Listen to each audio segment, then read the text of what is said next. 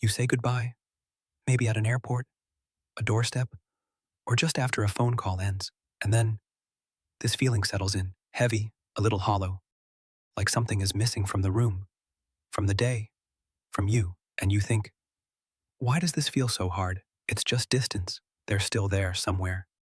You'll talk again, but your body doesn't seem to know that. Your mind keeps drifting back to them, and no amount of logic makes the ache go away. If that sounds familiar, you're not being dramatic. You're not too attached. Something very real is happening inside you. And today, we're going to understand exactly what that is and what you can actually do about it. Here's what most people don't realize. The discomfort of separation isn't just emotional, it's biological.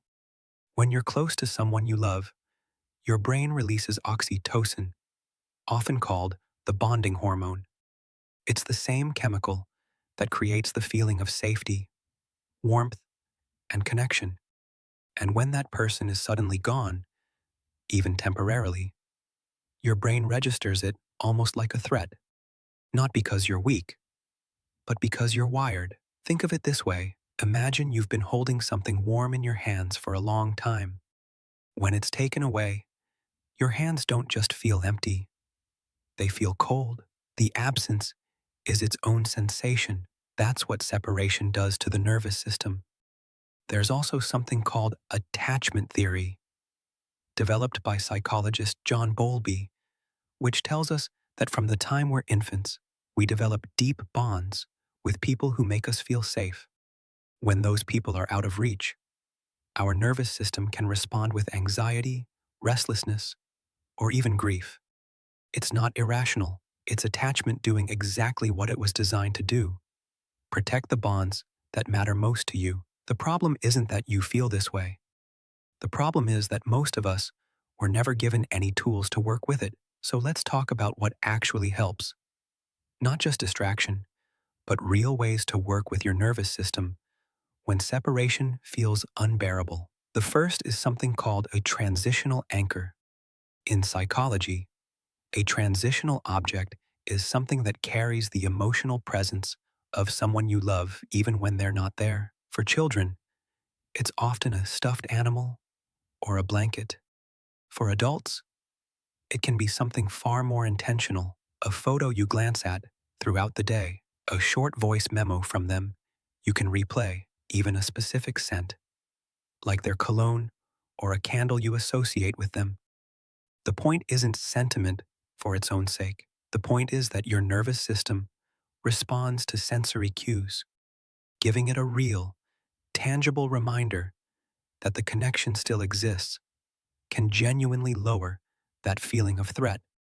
The second technique is co-regulation through memory. Co-regulation is the way our nervous system calms down through contact with a regulated, safe person. You don't always need them physically present to access this. Find a quiet moment and bring to mind a specific memory, not vague warmth, but a specific scene. Where were you? What were they wearing? What did it sound like, feel like? The more vivid the detail, the more your brain begins to respond, as if the connection is real and present. This isn't wishful thinking. It's using your brain's imagination system to do something it was already built to do. Third, and this one takes some honesty, give the feeling a name.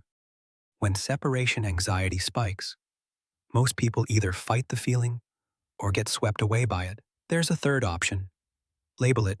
Neuroscientists call this affect labeling. When you say out loud or write down, I'm feeling anxious because I miss them, and my body is reading this as loss, something shifts.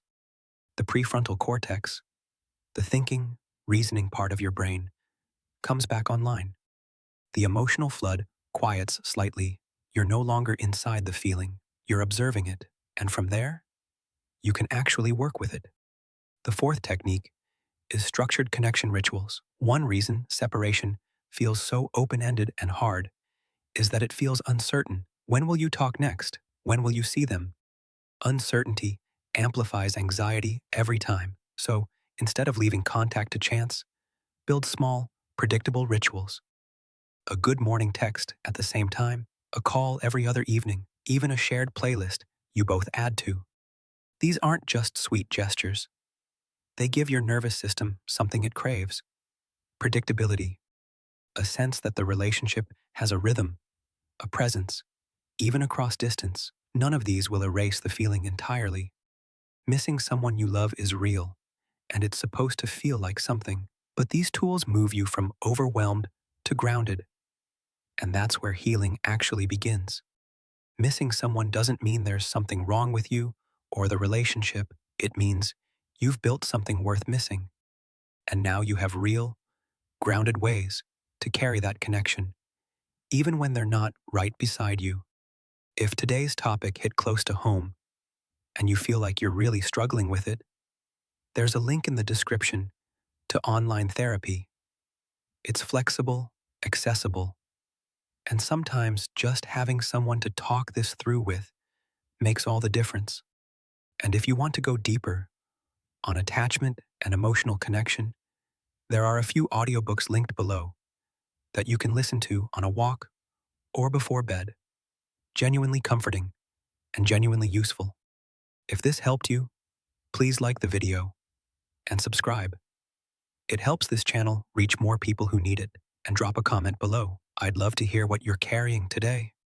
Distance is not the opposite of connection. Please hold on a little longer.